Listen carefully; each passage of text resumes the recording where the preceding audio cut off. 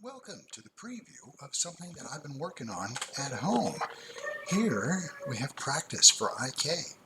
This is something that in the with me time of this global pandemic, I've been messing around and playing with different things. I thought it would be really neat to get moving and see if I could create different kinds of beasts. I created using the skin modifier half of a beast, smooth it out, and then create some empties and use those empties to control the armature you made. Now this is the first one I made, and so it's got all kinds of crazy problems, and he goes forward and his mouth opens, and it's neat because I gave up a certain amount of control to Blender and just letting it decide what was going to pull what. Once you select an armature, you go into pose mode, and then with a bone selected, you can then choose bone constraints and take care of the properties. It's fun, man.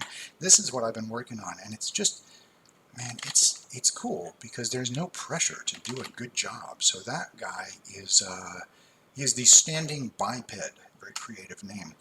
Here is Squiddo, and Squiddo is like my attempt to just go nuts with these empties.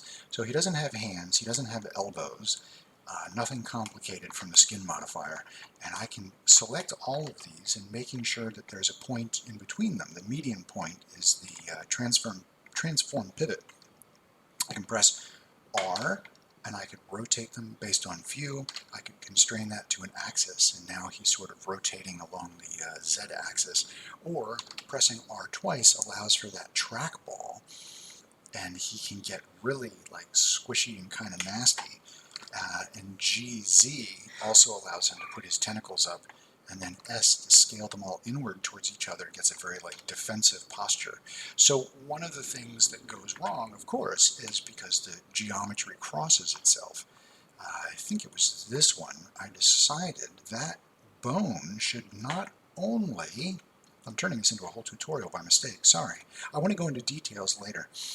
This bone not only follows that empty, which was the first, so it's just called empty. I was very uncreative.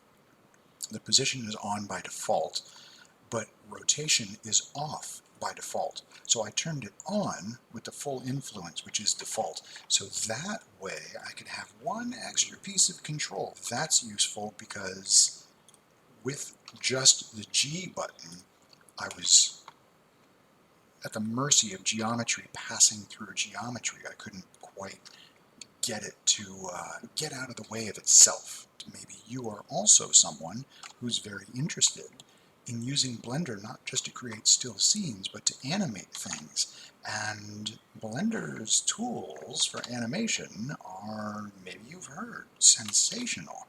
And so I'm going to eventually release some concept of what I'm working on here.